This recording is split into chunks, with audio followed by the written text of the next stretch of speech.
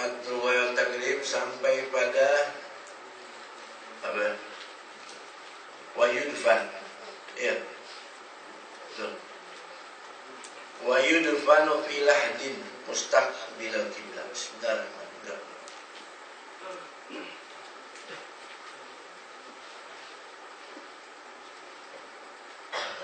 Bismillahirrahmanirrahim. Qala al-mu'allif rahimahullah ta'ala wa nafa'ana bihi wa nafa'ana fid darin amin rabbil alamin ila an qala wa yudfanu fi lahdin mustaqbil al-qiblati wa yusallu min qibali ra'sihi bi rifqin wa yaqulu alladhi yulhiduhu bismillahi wa ala millati rasulillahi sallallahu alaihi wasallam wa yudja'u fil qabri ba'da an yu'amma qamatan wa bastatan wa yusattahu al-qabru wa la yubna alayhi wa la yujassasu wa la ba'sa bil buka'i 'ala al-mayyiti min ghairi nuhin wa la shakki jaybin wa yu'azza ahluhu ila salasati ayyamin min dafnihi wa la yufanu ithnani fi qabrin illa li hajatin. Bismillahirrahmanirrahim. Qala al-muallif rahimahullah wa nafa'ana bi fidal amin radhiyallahu ankum 'anna wa 'al muslimin ajmain. Wa yudfan, dan dimakamkan atau disemayamkan mayit laki maupun perempuan. Ya. Fi lahdin, ke dalam tanah, afdolnya dalam bentuk lahat. Lahat itu kayak di Indonesia. Jadi digali tanah ke bawah, sudah di bawah belok sedikit. Paham kan? Ada lahat, ada syak. Kalau lahat digali tanah ke bawah, di bawah dikerok lagi ke samping. Jadi mayitnya dimasukin ke samping, agak dimasukin ke samping. Ada lagi yang kedua syak. Syak itu tanah dibolongin, ya, udah jadi, udah bolong, dibolongin lagi tengahnya. Mana yang lebih afdol? Kita lihat, kalau tanah di negeri itu tanahnya gempur, maka lebih afdol syak. Syak itu yang udah bolong tanah, di tengah dibolongin, nggak ke samping, jadi bolonginnya ke bawah. Sebagaimana di Mekah. Di Mekah itu tanahnya gempur, maksudnya apa? Gampang longsor apa? Ya, jadi di Mekah berbeda sama Madinah. Mereka kata ulama kalau di Mekah lebih afdal syak. Kalau Madinah al-sol, jadi tanah itu keras kayak di Indonesia nih.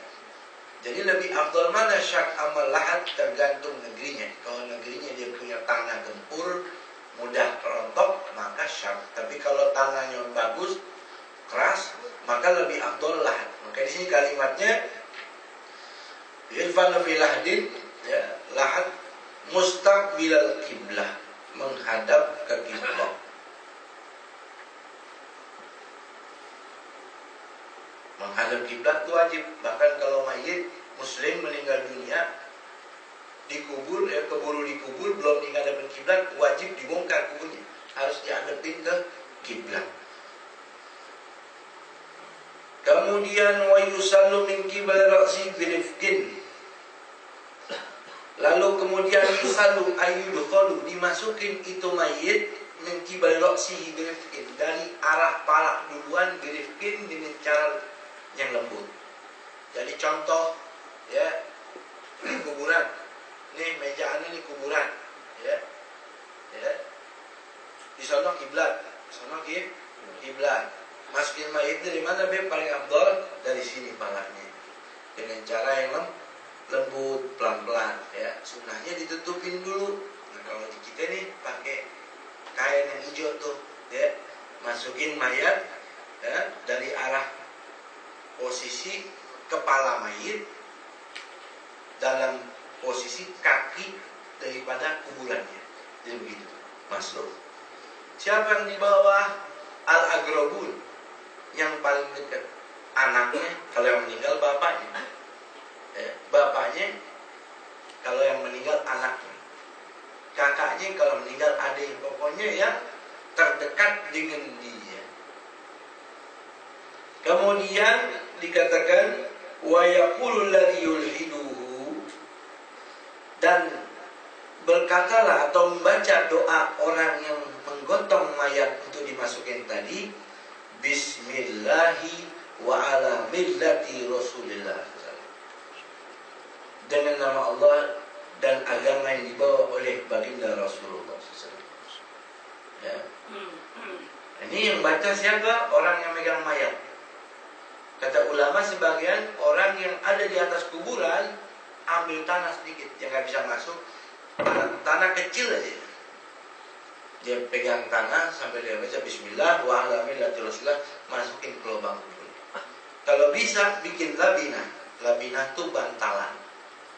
Bantalan sambil digumpal-gumpal tuh tanah sambil dibacain Bismillah wa ala millati Rasulillah. Dibikin bantal jangan banyak untuk ganjel belakang-belakang sendi tubuhnya, belakang kepala, belakang punggungnya, belakang bokongnya, belakang dia punya lutut belakang, kemudian tumit.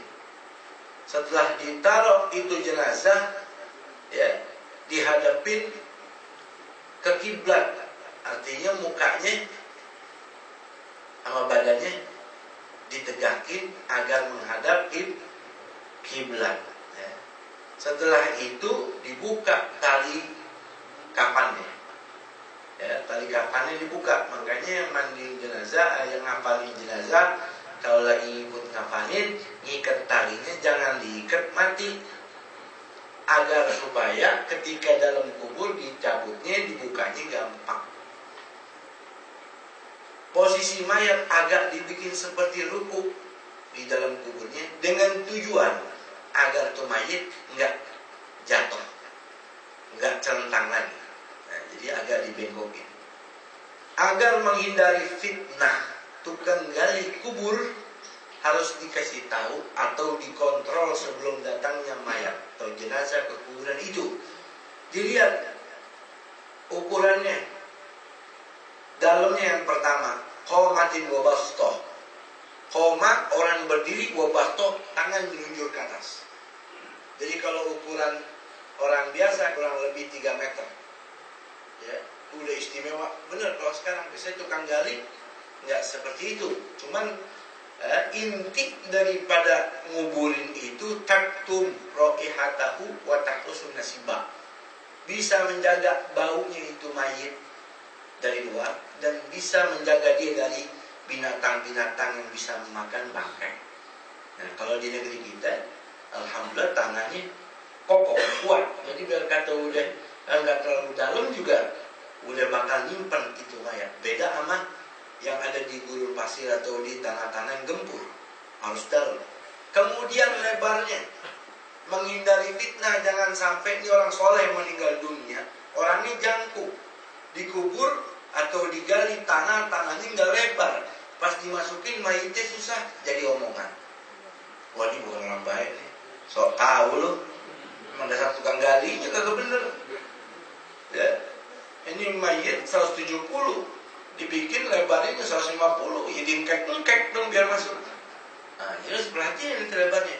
Keluarga lihat dulu nih, kalau mayitnya emang jangkung ya bikin kuburan lebar supaya nggak jadi terjadi fitnah. Sunnahnya waktunya di luar waktu karohah.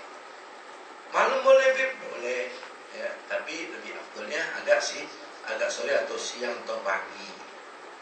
Lalu kemudian habis ini, wa yuja'u fil qabri ba'da an yu'amma qomatan wa bastoh.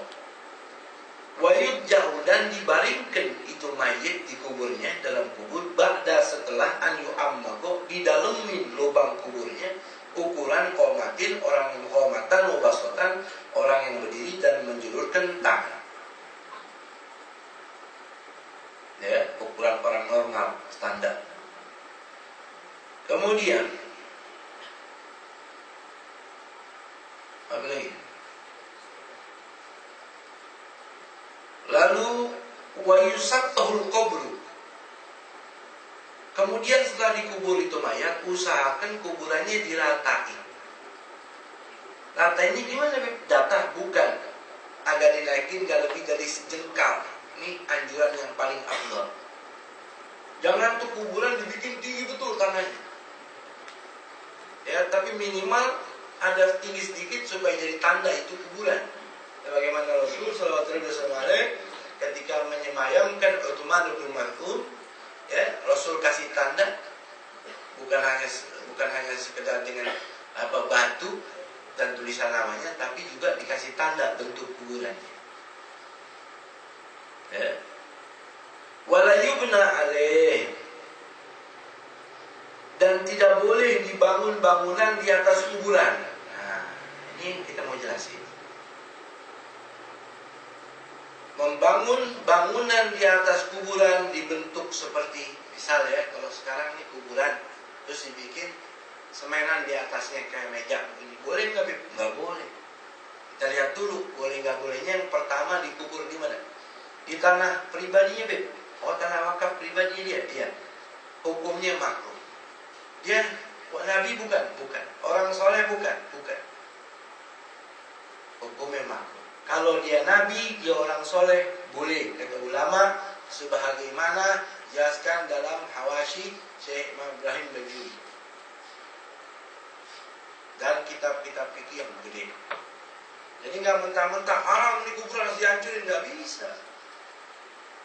Ente ngaji biar bener, jadi nggak sempit otak ente. Ente kan ngaji fikih nikmat luar otak di sini nggak boleh yumna ali, nggak boleh dibangun. Siapa dulu, kalau yang meninggalnya ente nggak boleh bangun. Kalau yang meninggal orang soleh, orang ini ngasih manfaat, menghormati ibadahnya ketika masih hidup, memang selalu memberi amal salehnya, ya, dan memberi kebaikan kepada orang, maka nggak apa-apa. Kan bukan Nabi, iya, tapi al-ulama warasatul.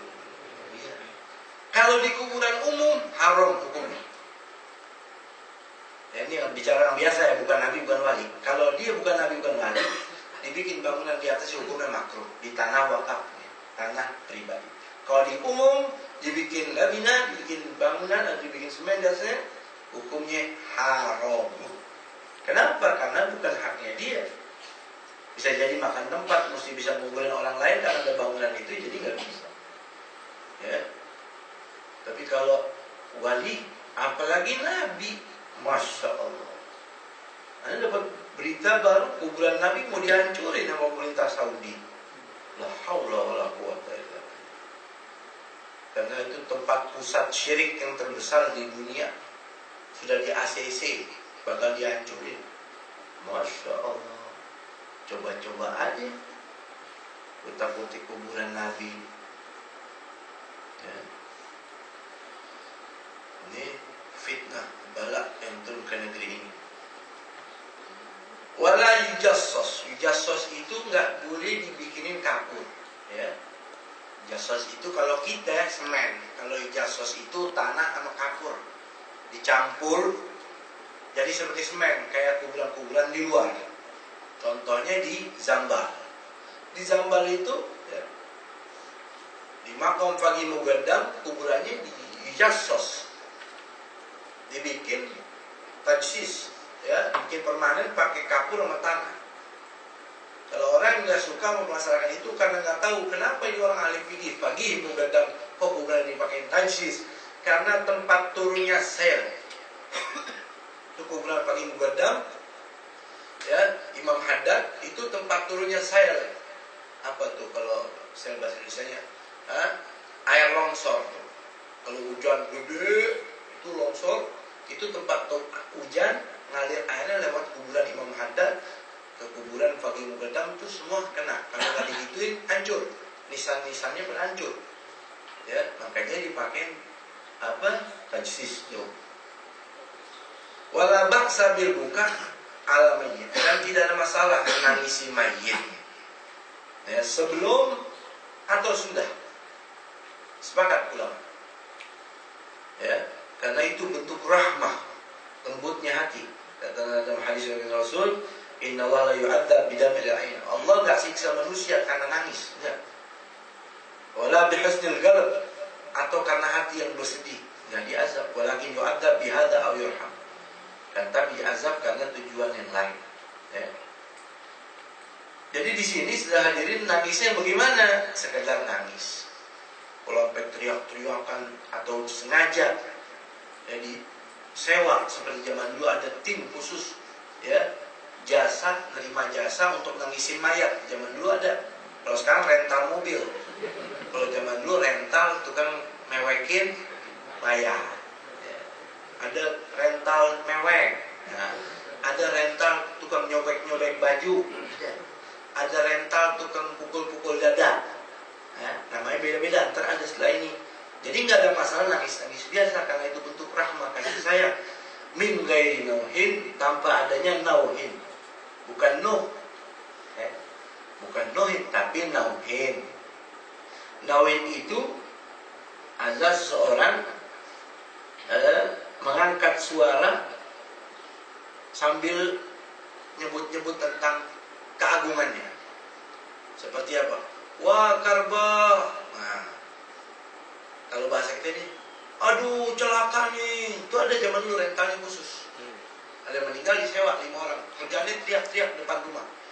Aduh celaka. Duhai celakanya. Duhai sengsaranya. Begitu. Itu no. Kalau nangis yang no, hukumnya haram. Ada lagi wala syakin. Wala syakin jaibin, dan gak tanpa merobek-robek baju. Ya.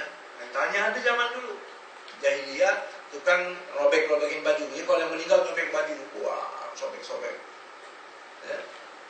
Itu hukumnya haram ya. Kalau sekarang ini Bib, udah gak ada nauhin, udah gak ada yang namanya syakil jet. Yang ada libas susu.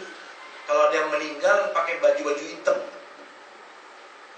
Sekarang nih, biasanya kalau kita nonton film, ada yang meninggal semuanya pakai hitam, kayak Dracula semuanya. Ya, kenapa ini kok orang sampai nangis teriak-teriak, sampai robek-robek baju, seakan-akan melawan takdirnya Allah Ta'ala. Betul. Inna lillah, kita milik Allah.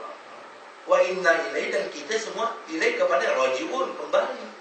Jadi kalau cabut, ya udah mau apa? Ridho. Betul. Jadi robek-robek baju, teriak-teriak, seakan nggak nerima dengan ketentuan Allah. Kalau sekarang ini pakai pakaian itu karena bentuk kesedihan. Dia nggak terima ketentuan Allah, itu bisa jadi haram. Wa yu'azza ahluhu ila thalathati ayamin min dafnihi. Setelah meninggalnya mayit, boleh sunnah ditakziahin. Tahu takziah? Takziah jangka waktunya jangan lebih dari 3 hari. Tetangga meninggal dunia, hari pertama kita takziah boleh, kedua, ketiga boleh, keempat takziahin lagi. Bukan tahlil ya, takziah. Kelima kan nggak boleh, itu memperpanjang masa sedihnya keluarga yang ditinggal. Jadi 3 hari cukup. Maksudnya takziah. Kalau tahlil, nggak ada masalah, silakan tahlilin terus. Karena baginda Rasulullah ketika menguburkan jenazah, Rasul nggak bangun dari kuburannya. Makanya sunnah talqin mayat. Kalau ada yang meninggal dunia habis dikubur, jangan langsung bubar, talqinin dulu. Karena Rasul ketika menguburkan sahabat, kata Rasul, ayo jangan bubar dulu, kita doain. Fa'innahul fas'allahu tasbih, fa'innahul an yus'al. Nih, kita doain dulu supaya dikasih ketegaran oleh Allah Ta'ala, bisa menjawab malaikat bertanya kepadanya. Karena sekarang dia lagi ditanya. Jadi kalau udah ditutup tuh, ditanya tuh almarhum dalam kuburnya. Makanya ditalkinin ya, dengan talqin-talqin yang sebagaimana kita sering lihat, atau sering kita baca, atau sering kita dengar. Mentok-mentok ente yang ngaji nih, kalau ada keluarga yang meninggal, baik-baik sebelum keluar tuh mayat, cari Yasin Fadilah tuh, atau Majmu' Syarif. Maaf, bukan Yasin Fadilah, Majmu' Syarif tuh pasti ada talqin mayat. Kan antum ngaji nih, kebetulan keluarga meninggal, nggak ada yang datang, ustaz siapa, habis dikuburin, jangan bubar, ente pegang tuh Majmu' Syarif, bacain di sini ya. Tabarakallah bil qawli tsabit, macam-macam tuh kalimatnya, nggak terlalu panjang ya, tapi semua bisa baca, ada kata kasroh seperti itu. Dan ketika ketemu keluarga yang ditinggal dunia, ngucapin apa? Gimana, ahlan wa sahlan, bekhairan deh? Bukan ya. Adzamallahu ajrak, adzamallahu ajrak, atau adzamallahu ajrakum. Mudah-mudahan Allah gedein pahala ente, pahala kesabaran dengan tinggalnya mayit Ya, adamallahu ajrakum. Jawabannya apa? Bukan alhamdulillah sehat, alhamdulillah. Bukan. Atau insya Allah sehat, insya Allah. Bukan. Jawabannya al-baqa'u lillah. Al-baqa'u lillah. Atau apa ini? Ntar kalau ada yang meninggal, siapa ketemu? Adamallahu ajrakum. Ketemu anaknya, ketemu saudaranya. Adamallahu ajrakum. Jawabannya al-baqa'u lillah. Seperti itu, ya. Wala yudfanu fitnani illa li wala yudfanu ithnani fi qabri illa li hajat. Dan tidak boleh, haram hukumnya mengubur satu kuburan dua mayat, ya, illa li hajat, kecuali karena kebutuhan.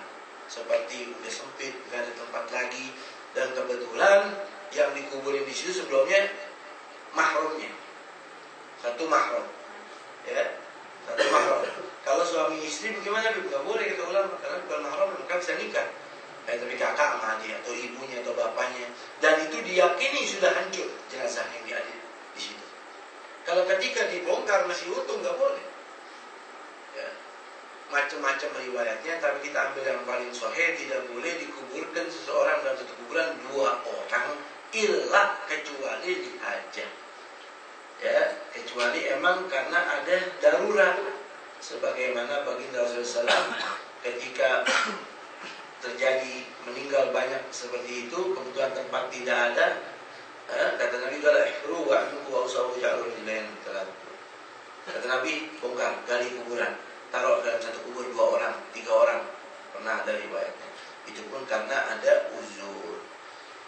Pernah juga dalam satu hadis ditumpuk, "Ya Rasulullah, ini mana yang atas, mana yang bawah?" Kata Nabi, ya, "Fa ayyum yuqaddam qala aqra'ul Qur'an." Yang paling bawah yang paling banyak menghafal Quran, yang atasnya setelah dia.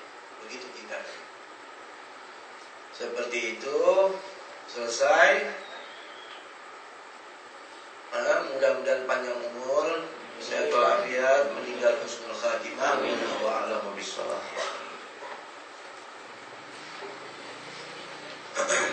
Fatiha tanawalikum tulan bikulin bidin wa tabusunna wa masalah berbuasa wa salfatah mindarmu. Ini hajatnya hajatul hadir, Allahumma zumna al-hadir rizqan, Allahumma zumna al-hadir rizqan, Allahumma zumna al-hadir rizqan, asyan halal at-tayyiba wa barakatuh min al-lihat. Allah ta'ala inna al-hadirin al-muta'allimin, futuhan arifin, baqihum fiddin, wa al-muta'awil wa suma'in nafi'. Allahumma rzuqna ilhaman malaikatul rahman muslimin, ilhaman malaikatul muqarrabin. Allahumma radhina khairan min syarri ma qad nuzul bi rahmatika wa sallam. وجميع نيات الصالحات يا الله اجعل نياتنا ونيات الحاضرين وحاجتنا وحاجة الحاضرين الدنيا بالميسرة واخر منهم بالجنة ورب الجنة ورب مع رسول الله صلى الله عليه وسلم وإلى رسول الله صلى الله عليه وسلم. الفاتحة.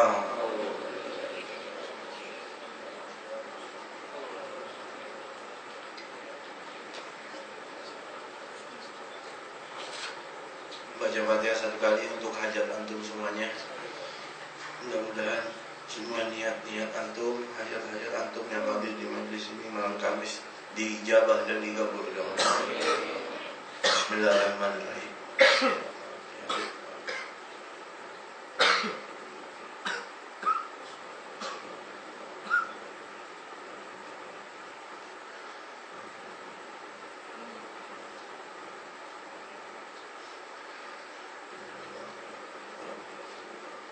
Fatihah.